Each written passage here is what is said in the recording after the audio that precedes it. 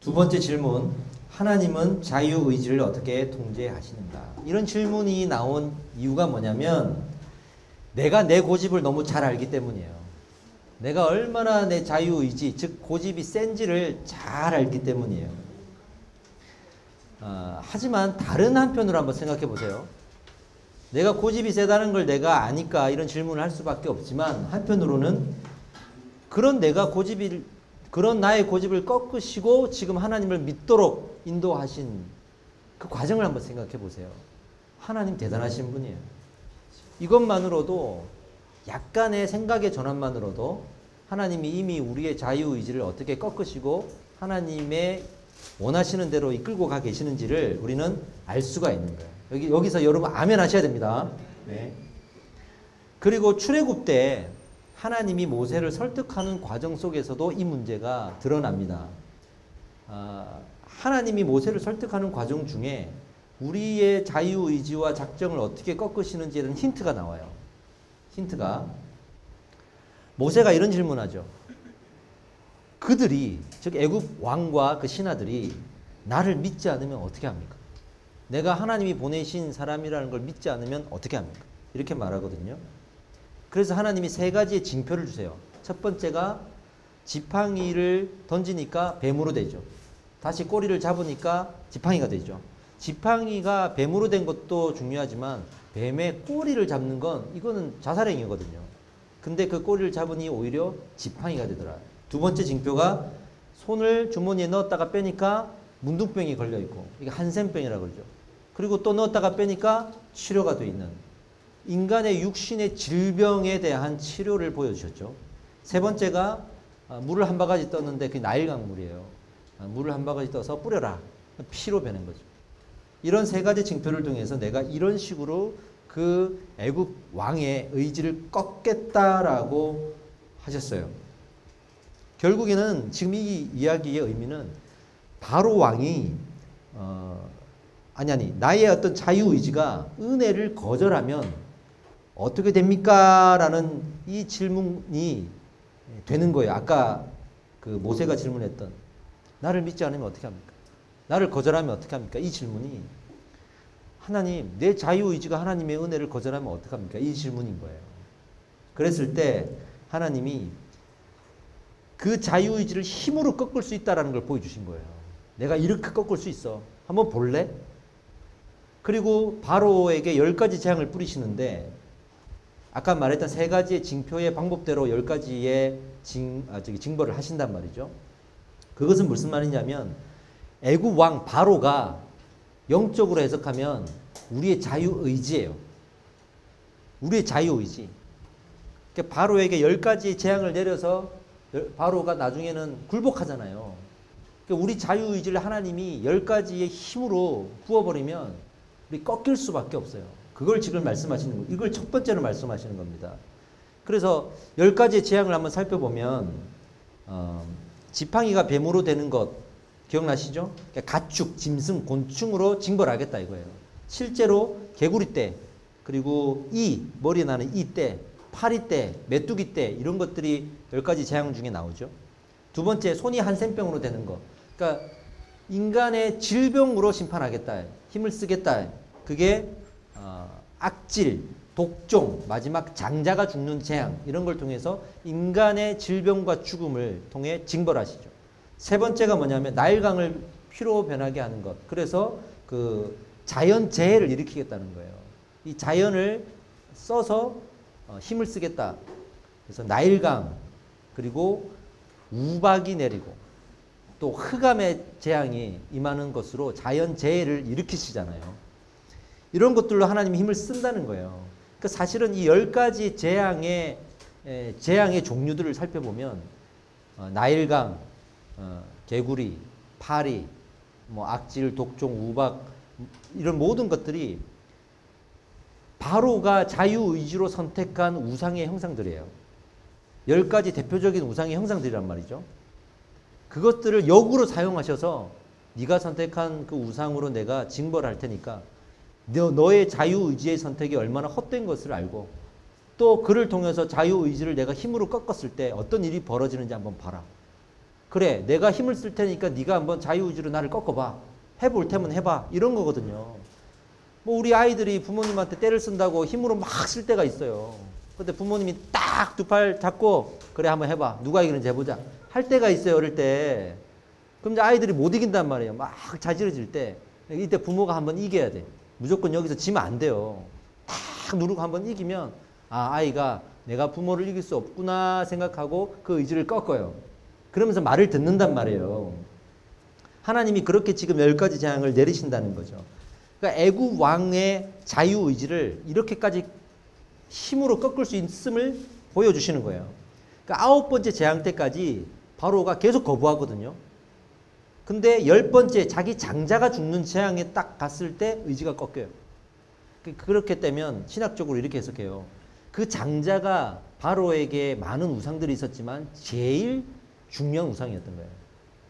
장자를 제물로 바치는 것이 문화가 되어 있던 시대였기 때문에 그게 가장 우리 가문의 재산인 거예요. 장자가. 근데 그 장자가 죽어버리니까 자기는 우상에게 바칠 제물이 없어지는 거예요. 우리는 끝났다고 생각할 수 있어요. 그러면서 이 실패감에 빠지고 좌절감에 빠지고 자유의지를 내려놓게 되는 거죠. 그렇게 자유의지가 선택한 우상인데 하나님이 힘을 쓰니까 내려놓게 되더라. 이런 과정을 계속 보여주십니다. 그래서 바로가 우리의 자유의지구나. 그리고 하나님이 힘을 쓰시면 이렇게 꺾을 수 있는구나 하는 거죠. 한편으로는 하나님이 그 힘을 누구에게 지금 썼다 그랬죠? 바로에게 썼다 그랬죠. 이스라엘에게는 쓰지 않았어요. 이스라엘을 그렇게 설득하지 않았어요. 모세에게는 반면에 계속 긍휼히 여기시면서 5번을 거절했는데도 설득시켰잖아요. 이게 무슨 의미냐면 내가 이렇게 힘을 쓰는 거 봤지. 바로에게 쓰는 거 봤지. 근데 이스라엘 너희들한테는 이렇게 쓰지 않을 거야. 나는 인격적으로 너희를 데리고 갈 거야. 근데 적어도 내가 이렇게 힘을 쓸 수 있다는 건 알고 있어야 되지 않겠어? 이렇게 계속 해석하면 상당히 이해가 빠를 수 있어요. 지금 우리의 자유의지를 놓고 하나님, 내가 고집 센 거 아시잖아요. 내가 한번 꺾어볼까요? 내가 한번 하나님 거부해볼까요? 그렇게 우리 얘기할 수 있지만 하나님은 우리에게 내가 힘을 한번 눌러볼까? 오히려 그렇게 얘기하십니다. 내가 힘을 한번 눌러봐. 당장 내일 너의 목숨을 내가 빼앗아 가버리면 너 어떡할 거야? 성경에 이런 이야기 나오죠. 무슨 소용이 있냔 말이죠. 그러니 사실 이런 질문이 엄청난 교만의 질문이에요. 감히 하나님 앞에서 그 하나님을 신으로 인정하지 못하기 때문에 말할 수 있는 질문이기도 한 거죠. 반론을 한번 제기해 보겠습니다. 반론. 그렇다 해도 내 안에 죄성이 지금 있잖아요. 우리가 구원받았어도 죄성이 있다는 건 알잖아요. 그래서 매일 또 회개해야 되고 이 죄성이 있는데 나는 이 죄성에 너무 쉽게 실패하는 거예요. 너무 쉽게 무너지는 거야. 그러니까 내 안에 있는 죄성이 너무 크다는 걸 알기 때문에 하나님의 은혜로 내 죄성을 통제하신다고 하는데 과연 얼만큼 통제할 수 있을까? 내 삶의 과정을 지켜보니까 나는 수도 없이 쓰러지고 중독에 빠지고 하나님 멀리하고 그렇게 살아가는데 이렇게 생각할 수 있죠. 바르게 산 사람도 있지만 바르지 않게 살아간 사람도 있을 거 아니겠어요. 이런 사람들이 이런 생각을 할 수 있단 말이에요. 또 지금 막 살고 있는 사람, 지금 내 마음대로 살고 있는 사람은 더더욱이 이런 생각을 할 수가 있겠죠.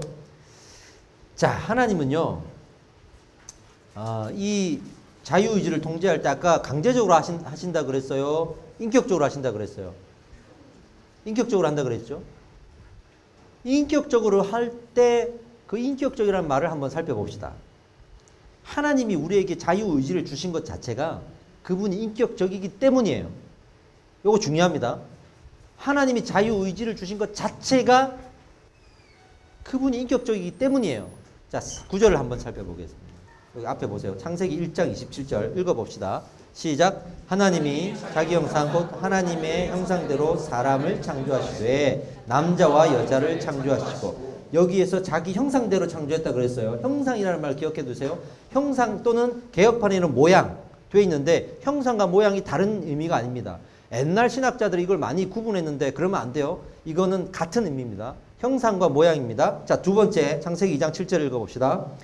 여호와 하나님이 땅의 흙으로 사람을 지으시고 생기를 그 코에 불어넣으시니 사람이 생명이 됩니다. 여기에서 생명을 무슨 특별한 의미로 자꾸 해석하는데 아니에요. 생명은 그냥 생명체가 됐다 이거예요. 근데 중요한 거는 그 코에 생기를 넣었다 그랬잖아요. 여기에서 생기를 기억합시다. 자, 형상으로 창조했고 생기를 불어넣었다. 연관이 있죠. 그 하나님의 형상이 뭘까요? 이게 요한복음 4장 24절에 나와요. 읽어봅시다. 시작. 하나님은 영이시니 예배하는 자가 영과 진리로 예배하지. 하나님은 영이십니다. 그래서 하나님이 영이기 때문에 하나님의 형상이 무엇이냐면 하나님은 영이십니다. 이거예요. 이게 하나님 형상이야.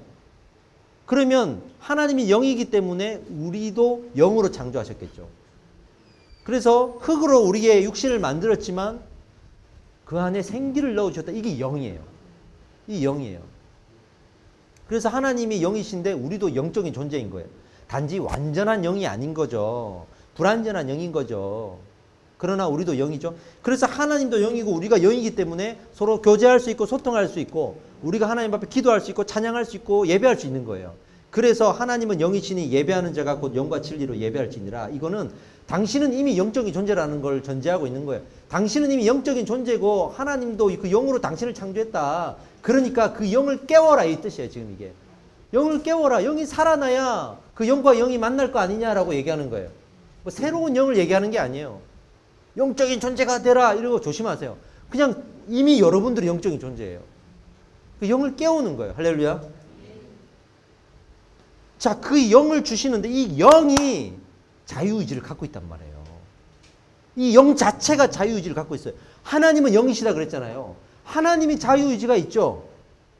그죠? 그 영으로 창조함을 받았기 때문에 우리에게도 자유의지가 있는 거예요. 맞죠? 자유의지가 있는 거예요.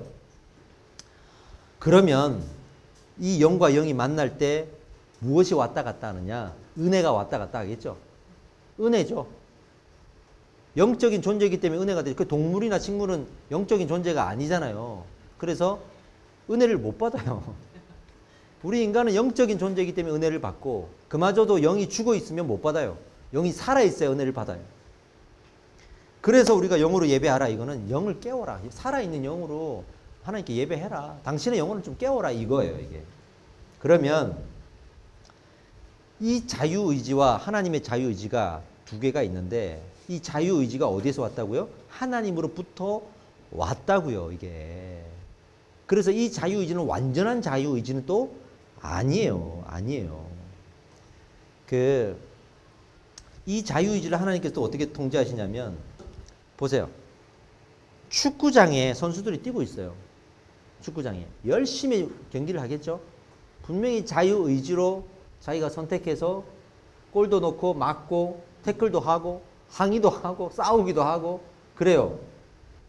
그러나 경기장 밖을 나오질 못해요. 어떤 카테고리 안에서 움직이고 있는 거죠. 이 우주 안의 지구를 보세요. 이 우주 안의 지구. 우리가 아무리 뭐 우주선을 타고 우주선을 타고 우주를 나가도 한계가 있잖아요. 뭐 몇 억 광년 뭐 이렇게 얘기하는 마당에 그 넓은 우주를 우리가 어떻게 알 수 있습니까? 그러니까 우리는 자유의지를 가지고 아무리 살지만 그냥 지구 안에서 살 뿐이에요. 그죠? 지구 안에서 살 뿐이에요. 그러니까 하나님의 그 넓으신 우주 같은 자유의지 안에 우리의 자유의지는 한정된 곳에서 움직일 수밖에 없는 불완전한 자유의지예요. 이 무슨 말이냐면 그 자유의지가 하나님께서 하나님의 영과 우리의 영이 만나면서 은혜가 더해지면 은혜의 지배를 받게 되고 은혜의 통제를 받게 되고 그럼으로써 통제가 된다는 거예요. 이게. 된다는 거예요. 이제 우리 교회 집사님이 저하고 식사를 하시면서 그래요. 이제 우리 교회를 딱 내 교회다. 100% 못 품었대. 근데 하나님이 주일날 딱 설교하시는데 회개케 하셔서 그 마음을 드러내게 하셔서 하나님께 회개하고 이제 우리 교회가 내 교회다. 100% 품게 되었다고 이제 저한테 고백을 하시더라고요. 그러니까 이런 과정들을 보면 자유의지로 우리가 교회도 선택할 수 있고 할 수 있잖아요. 근데 하나님이 은혜를 주셔서 그 의지를 꺾으시고 하나님께서 주시는 방향으로 갖고 가시는 거잖아요. 그죠? 그 집사님이 은혜를 받았으니 그렇게 될 거 아니겠습니까? 그렇게 우리를 데리고 가시는 그 은혜의 힘, 이게 인격적인 하나님의 통제예요. 인격적인 하나님의 통제란 말이죠. 자, 그러면 또 질문이 생겨요. 좋아요, 목사님. 자유의지가 어떤 카테고리 안에서 움직일 수밖에 없는 불완전한 자유의지고, 또 그 자유의지가 은혜에 의해서 다스림을 받고 있다는 걸 알겠어요. 그런데 그래도 우리 자유의지로 죄를 지을 때 정말로 그 카테고리 안에서밖에 죄를 못 짓나요? 정말 구원받은 자가 살인죄를 지으면 어떡하나요? 이런 질문을 할 수 있잖아요. 양육 시간에 제가 실제 받았던 질문이에요. 구원을 받았는데 살인을 할 수도 있나요? 이런 질문 받는단 말이죠. 제가 뭐라고 대답했겠어요? 뭐라고 대답했을까요, 제가? 신학적으로는 어떤 대답이 나올까요? 아까 처음으로 돌아갑시다. 행위적 타락으로 구원이 취소될 수 있다는 쪽으로 가면 어떻게 될까요? 구원받은 자도 그만큼 타락할 수 있다는 전제가 깔리죠. 그러니까 구원받은 자도 살인죄를 저지를 수 있어요. 그죠? 논리적으로 맞죠? 성경적으로 안 맞다 그랬죠. 그리고 아까 웨슬리주의를 갔을 때 행위적 타락이 있어도 믿음의 고백이 있으면 그래도 끝까지 붙으신다 이거 아니에요. 믿음의 고백이 중요하다 이거 아니에요. 이 사람은 살인을 저질러도 고백만 하면 구원받아요. 그렇죠? 이 신앙이 우리나라에 깊이 들어왔어요. 그러니까 나는 신앙 고백하는데 내가 죄 지은 거 타락하고 내가 아무리 뭐 많은 죄를 지고 사람들의 상처를 줘도 나는 구원받는다 이렇게 되는 거예요.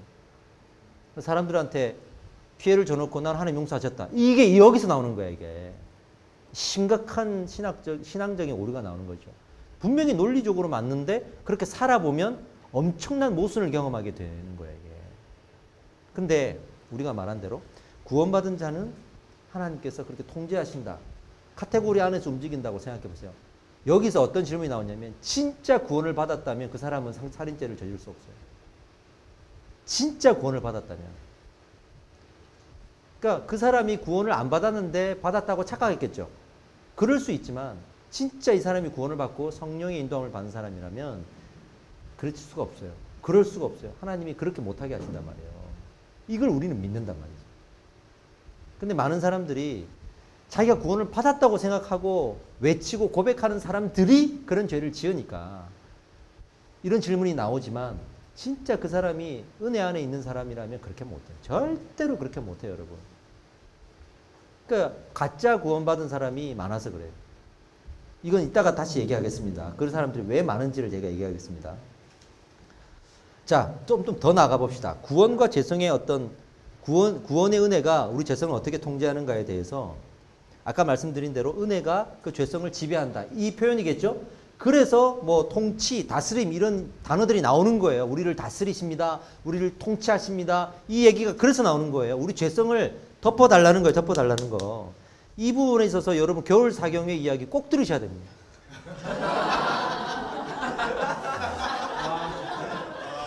네, 꼭 들으셔야 됩니다. 그러니까 죄성이 은혜의 지배를 받는다는 그 의미는 우리는 구원을 받아도 늘 죄성은 있잖아요. 이 죄성이 언제 해결된다 그랬죠? 예수님 다시 오실 때. 그죠? 지금은 완벽하지 못하고 죄성이 남아있음에도 불구하고 구원을 확증받을 수 있는 이유는 무슨 은혜 때문에? 칭의의 은혜. 이제 딱 나오셔야 됩니다. 칭의의 은혜. 그냥 의롭다고 불러주시는 은혜. 긍휼이에요, 긍휼. 그런데 이 죄성이 남아있단 말이죠. 그럼 어쨌든 우리가 살아있는 동안 이 죄성이 폭발하지 않게는 해야 될 거 아니에요. 그죠? 그럼 은혜가 그 폭발하지 않게 딱 싸고 있겠죠? 싸고 있겠죠? 이게 은혜의 지배를 받는다는 말입니다. 김남준 목사님의 은혜의 지배라는 책을 꼭 한번, 죄와 은혜의 지배, 이 책은 꼭 한번 읽으실 필요가 있어요. 존 오웬의 이 교리를 가지고 사경회를 하고 책을 만드셨는데 한번 읽어보실 필요가 있어요. 그래서 그 참고로 해두시고 시편에 등장하는 그 원문 중에 시편에서 말하는 단어 중에 숨은 허물이라는 뜻을 가진 단어가 있어요. 이게 니스타롯이라고 하는데 이 숨은 허물이 뭐냐면 이미 구약에서도 다윗이 아는 거예요. 우리 인간은 구원받았지만 죄성은 남아있다. 이걸 아는 거예요. 이게 숨은 허물이라 그래요. 이거를. 그러니까 이미 하나님은 우리 안에 내재되어 있는 그 죄성을 완전하게 치료 안 하시고 남겨두셨어요. 남겨두셨어요. 만약에 이거 없애버리고 완전하게 우리를 구원해 버리시면 우리는 지금 바로 그냥 하늘 올라가셔야 돼요. 근데 그런 경우가 성경에 나와요. 누가 나올까요? 바로 그냥 의롭게 만드셔서 하늘로 데리고 가버리셨어. 에녹 있잖아요. 엘리야 있잖아요. 그렇게 승천하신 이유가, 승천은 죄가 없는 예수님만 할 수 있는 거예요. 근데 우리가 살아있으나 특별한 케이스로 그렇게 될 수는 있는 어떤 그 예들이 나오죠. 그렇게 돼야 돼. 근데 우리 모두가 그렇게 되지는 않잖아요. 성경에도 지금 딱 2사람밖에 없잖아요. 예수님 빼고는. 그런 경우가 된단 말이에요. 근데 그렇지 않고 나머지는 그 죄성을 남겨둬서 마치 이 땅을 살아가면서 그것과 항상 싸우게 만드세요. 만드신단 말이에요. 그러면서 하나님이 긍휼을 베푸시고 그것을 이겨나가게 하시는 거죠. 넉넉히 이기도록 하시는 거죠. 근데 우리가 그 죄성을 가지고 어떻게 통제를 하느냐? 죄가 올라오는데 은혜가 임하면 회개하게 돼요. 그죠? 회개하게 돼요. 잡초 있죠? 잡초는 비만 오면 막 올라오잖아요. 그 매번 잘라줘야 돼. 뿌리를 뽑아야 되는데 뿌리를 못 뽑게 되면 매번 잘라줘야 돼.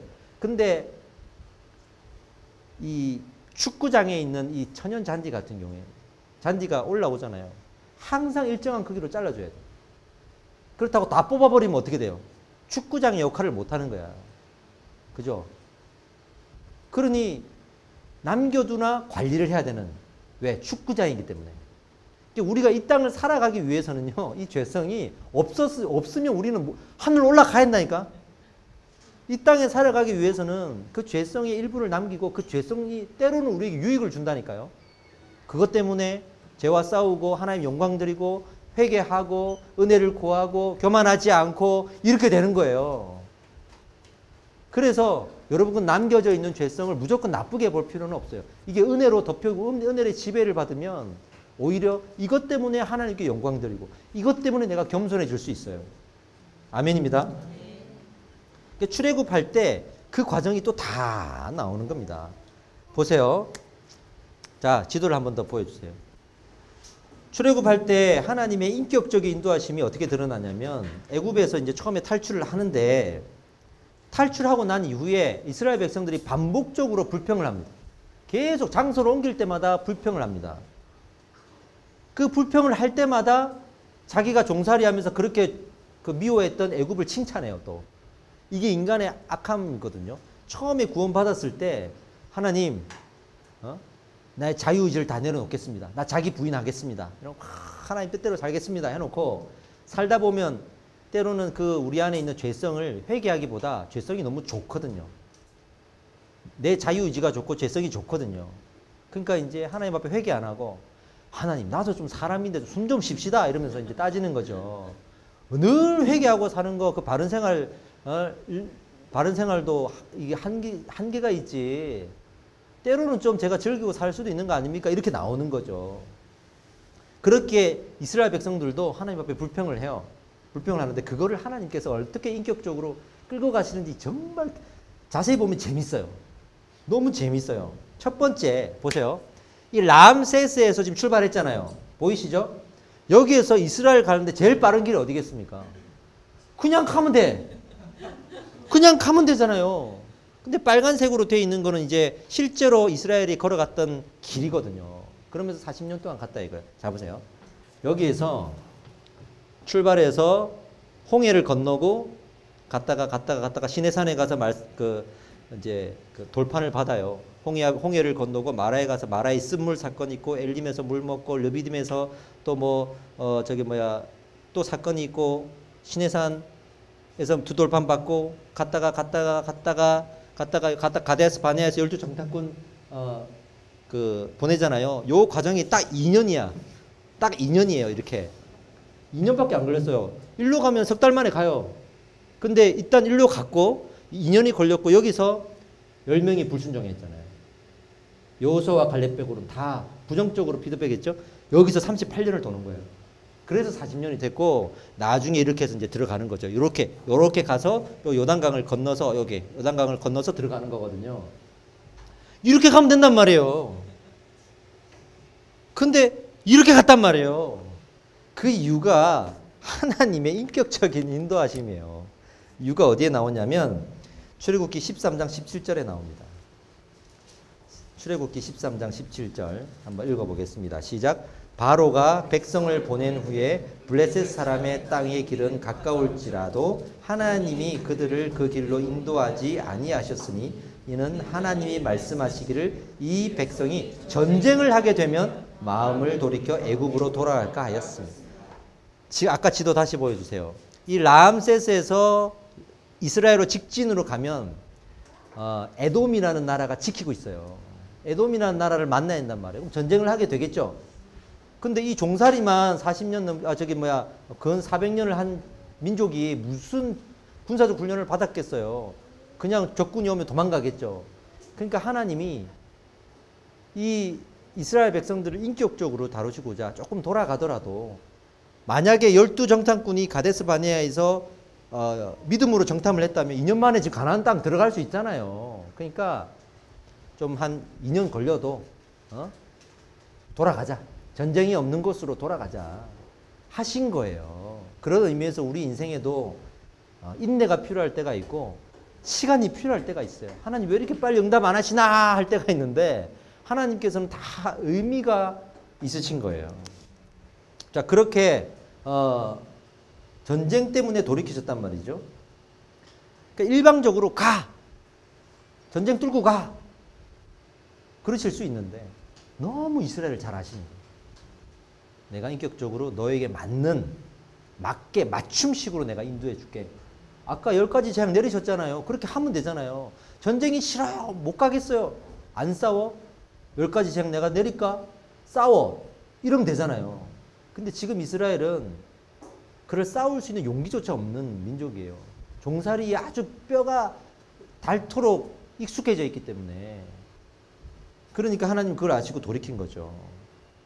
저도 이제 목회자로서 우리 성도님들을 양육하면서 참 안 변하실 때가 있어요. 어떤 때는. 좀 이 정도 되면 좀 변해야 되는데 하는데 안 변할 때가 있잖아요.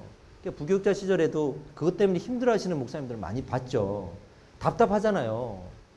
근데 여기에서 이제 목회자가 인내하지 못하고, 조급하면 어떻게 되겠어요?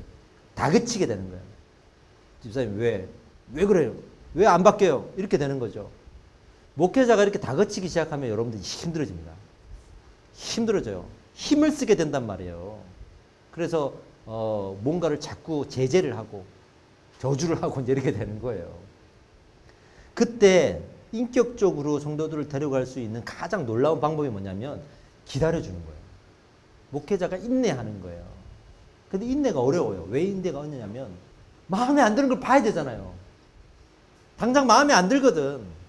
근데 이 리더들, 팔로워들이 많은 대그룹의 리더일수록 자기가 마음에 안 드는 상황에 대해서 인내할 수 있는 인내력이 없어요. 말 한마디 다 따라와야 돼. 이런 카리스마를 좋아한단 말이에요. 많은 사람들이. 여러분도 안 그럴 것 같죠? 여러분들도 막상 그런 상황이 되면 그럴 수 있어요. 우리 모두가 그래요. 엄마들도 애들이 말 안 들으면 못 참는 부모들 많아요. 조금만 말 안 들으면 내 마음에 안 드는 거야, 이게. 애들이 막 지지고 볶고 막 그러잖아요. 그럴 수 있단 말이죠.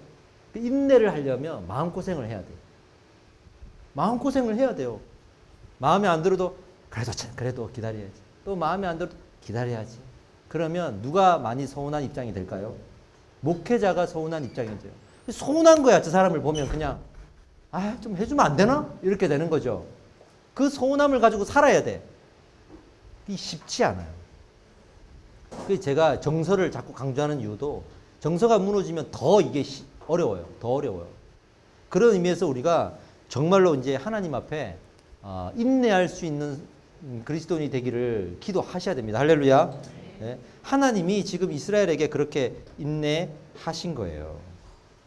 자, 그리고 하나님은 그 인내를 통해서 이스라엘 백성들을 진리의 길로 인도하기를 원하시잖아요. 시간이 걸린다 할지라도 40년이 걸린다 할지라도 어떻게 보면 지금 중요한 걸 깨달았어요. 하나님은 우리를 구원하길 원하시는구나.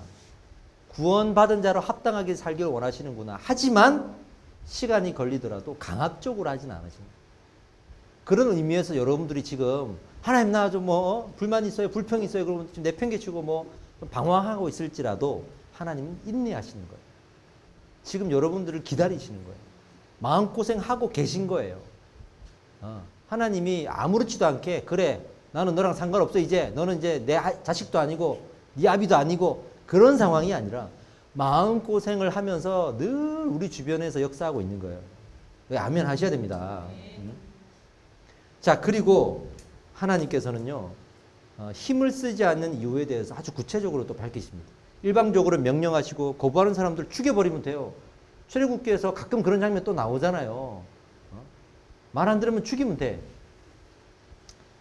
가끔은 그렇게 하실 때가 또 있어요. 근데 그렇게 하지 않는 이유를 이렇게 설명하십니다. 마태복음 13장 24절에서 한번 봅시다. 마태복음 13장 24절부터 30절까지인데 제가 읽어드릴 테니까 잘 따라오세요. 예수께서 그들 앞에 또 비유를 들어 이르시되 천국은 좋은 씨를 제밭에 뿌린 사람과 같으니 사람들이 잘 때에 그 원수가 왔다 그랬어요. 곡식 가운데 가라지를 덧뿌리고 갔더니 의도적으로 뿌리고 간 거죠. 싹이 나고 결실할 때에 가라지도 같이 보이거늘. 그러니까 지금 이 교회 안에도 어떻게 보면 믿음의 여기서 가라지라고 해서 여러분들 자꾸 심판의 이야기를 우리가 악용하는데 그러지 마세요. 여기서 가라지는 심판의 말이 아닙니다. 교회 안에도 진짜 구원을 받은 사람이 있고 구원받지 않았는데 구원받았다고 착각하고 있는 사람들이 같이 섞여 있는 거예요. 그럴지라도 집 주인의 종들이 와서 말하되 주여 밭에 좋은 씨를 뿌리지 아니하였나이까. 그런데 가라지가 어디서 생겼습니까? 주인이 이르되 원수가 이렇게 하였구나. 종들이 말하되 그러면 우리가 가서 이것을 뽑기를 원하나이까. 지금 교회 안에 가짜 구원받은 사람들 하나님 다 내치면 돼요. 그렇죠? 저한테 막 영적 분별력을 주셔가지고 저 사람은 진짜 구원받은 사람이고 가짜 구원받은 사람이고 그렇게 하면 돼. 진짜 구원받은 사람 피지로 데리고 가면 돼. 그렇게 되잖아요. 근데 그렇게 안 하시는 이유를 보세요. 그렇게 하겠습니까? 하니까 주인이 이르되 가만두라. 가라지를 뽑다가 곡식까지 뽑을까 염려하노라. 이게 가라지를 뽑다가 곡식까지 뽑느라 염려하노라. 둘 다 추수 때까지 함께 자라게 두라. 추수 때에 내가 추수꾼에게 말하기를 가라지는 먼저 거두어 불사르게 단으로 묶고 곡식은 모아 내 곡간에 넣어라. 이렇게 말하거든요. 그러니까 가짜 믿음을 갖고 있는 사람들에게 기회를 주시는 거예요. 주셔서 우리가 하나님 앞에 서는 그날까지 우리가 살아있는 날까지 그 가짜 믿음이 진짜 믿음이 되기를 원하시는 하나님의 섭리가 있어요. 근데 끝까지 구원을 받지 못한 사람도 있을 거라는 얘기고 심판 때는 냉정하죠. 긍휼이 없어요. 심판 때는. 지금 우리가 하나님의 긍휼 안에 가짜 믿음을 가지고 있어도 하나님께서 예배를 받으시고 구원받은 자들처럼 이렇게 모이게 하시는 데는 긍휼과 인내가 있는 겁니다. 빨리 우리의 신앙을 점검하고 구원의 길로 내가 들어서야 하는 거죠. 자, 이제 출애굽으로 다시 가서 하나님이 이스라엘을 어떻게 인도하시는지 다시 살펴봅시다. 이제 에담으로 갑니다. 홍해 직전이에요. 홍해 직전. 네, 지도를 보여주세요. 에담이 어디냐면 여기 안 나오는데 홍해압 있죠? 여기가 에담입니다. 홍해압. 에담입니다. 홍해를 이제 만났어요. 여기서 아주 놀랍고 장엄한 임재가 이제 시작됩니다. 하나님의 인격이 드러나는 임재가 시작됩니다. 그게 뭘까요? 불기둥과 구름기둥이에요. 그 사진 하나 있죠. 불기둥과 구름기둥 사진. 한번 보여주시겠어요? 이제 그림이긴 하지만 이렇게 성막 주변에 구름기둥과 이 동시에 있는데 낮에는 구름기둥으로 햇볕을 막아주시고 밤에는 불기둥으로 밝혀주시는 어떤 그런 차원에서의 임재예요. 이것을 통해서 하나님이 역사하신다고 상징적으로 주어지죠. 그래서 이 기둥이 움직이면 이스라엘도 같이 움직이는 거예요. 멈추면 거기서 잠을 자는 거예요. 얼마나 놀라운 인격적인 임재가 지금 시작이 되는 겁니까? 지금의 성령님의 인도와 아주 비슷하죠. 그렇게 우리 인도해 가십니다. 그래서 이스라엘은요, 이제 구름기둥, 불기둥을 벗어나면 안 돼요. 이것과 멀어지면 안 돼. 딱 달라붙어 살아야 돼요. 자, 질문. 재밌는 질문이에요. 왜 하나님이 이런 방법을 택하셨을까요? 많은 방법이 있을 거 아니에요. 근데 왜 이 기둥을 택하셨을까? 이게 어디에서 힌트를 찾을 수 있냐면 창세기 11장의 바벨탑 사건에서 찾을 수 있어요. 바벨탑 사건이 왜 지어졌냐면 당시에 인류가 노아 홍수 사건 이후에 다시 모였잖아요. 그리고 나니 이제는 흩어지고 싶지 않은 거야. 하나님은 뭐라 그랬죠? 그 당시에는 흩어져라. 세상을 정복하라 그랬잖아요. 근데 흩어지고 싶지 않은 거야. 우리끼리 모여서 인간적으로 잘 살고 싶은 거야. 그러니까 바벨탑을 쌓으면서 대신에 우리가 하나님께 가까이 가면 되지 않겠나라는 생각을 했고, 그리고 또 하나는 이 바벨탑을 쌓고 우리가 주변에 흩어지더라도 바벨탑이 보이지 않는 정도로 멀리 가지는 말자. 멀리서라도 바벨탑이 보이면 그게 하나의 원이 그려지잖아요. 그 한계점 안에서 우리가 살자라고 스스로가 작정을 한 겁니다. 하나님 그걸 심판하셨잖아요. 그러니까 이스라엘의 그 두려움과 걱정을 아시는 거예요. 너희 옛날에 바벨탑 내가 흩어지라고 했는데도 모였던 너네들 아니냐. 내가 구름 기둥, 불 기둥 줄 테니까 여기 모여봐라. 나는 너의 그 약함을 안다. 너의 습성을 안다. 그러면서 이 불 기둥, 구름 기둥을 주셔서 뭉치게 하시는 거죠. 이제는 뭉치게 하신 거죠. 이런 모든 과정들이 얼마나 은혜예요. 얼마나 은혜예요. 저도 한 사람의 인간으로서 약점이 있지 않겠어요. 상처들도 있고 내가 특별히 약한 부분들이 있을 거 아니에요. 근데 하나님이 살다 보니까 그 약함들을 또 어루만져 주시는 사람들을 만나게 하시더라고요. 그러면서 위로받게 하시고 치료받게 하시고, 이게 하나님의 섭리예요. 때로는 우리의 연약함과 죄성 때문에 야단도 치시지만 또 뒤돌아서서는 또 그것을 치료하시기 위해서 에이그 하면서 뭔가를 내미시는 그런 하나님이신 거죠. 이 모든 것들이 인격적인 하나님. 이 구름 기둥과 불 기둥은 하나님의 인격의 아주 상징적인 임재 방식이에요. 그때 하나님께서 구약시대 창세기에 어떻게 임하셨어요? 임재하셨잖아요.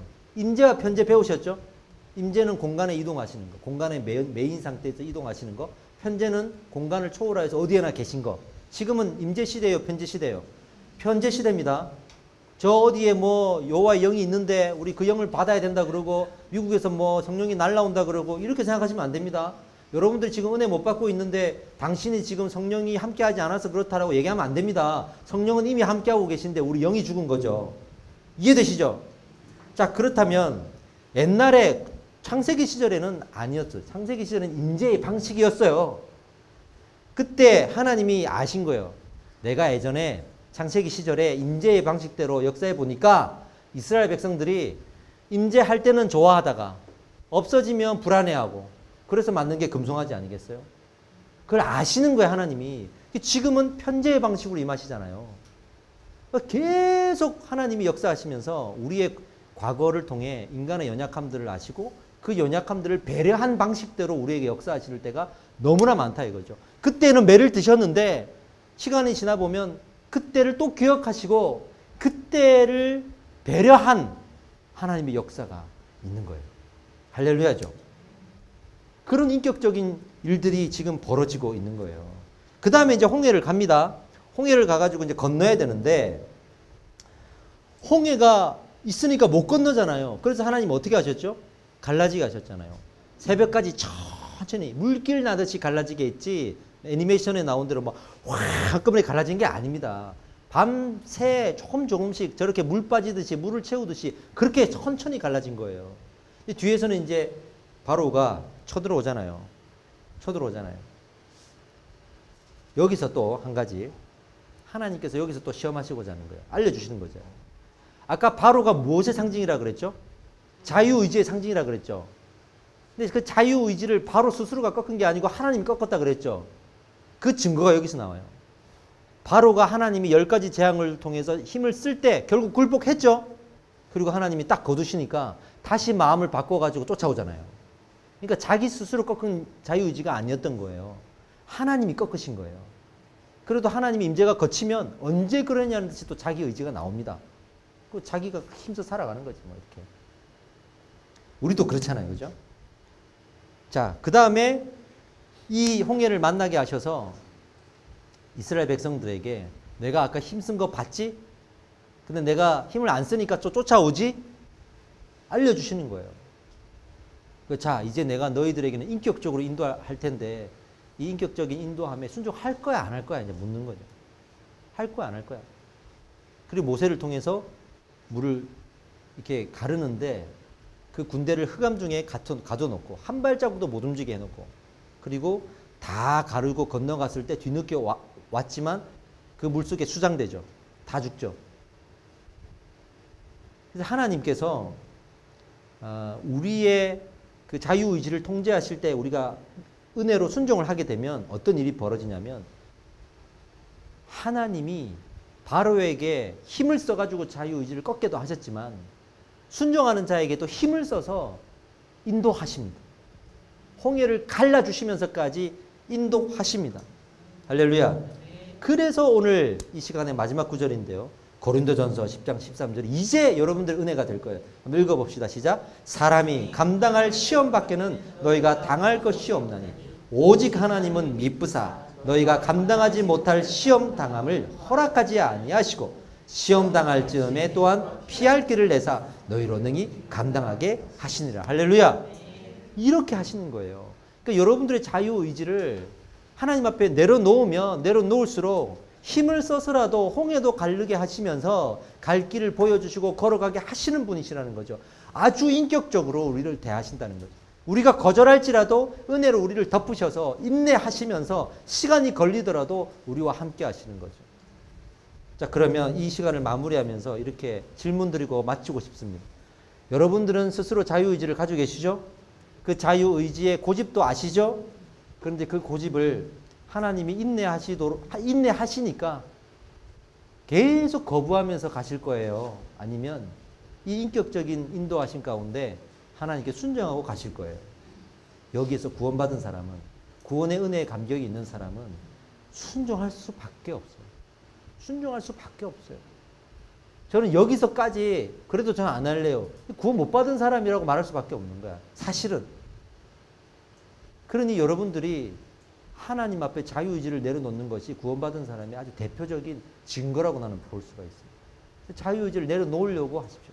안 될지라도 내려놓으시면 긍휼과 홍해를 가르치는 하나님이 힘이 역사하시고 우리를 이끌어 가실 줄 믿습니다.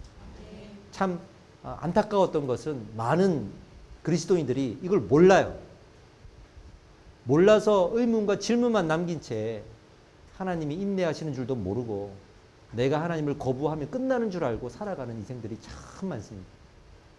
그러지 않기를 소망합니다.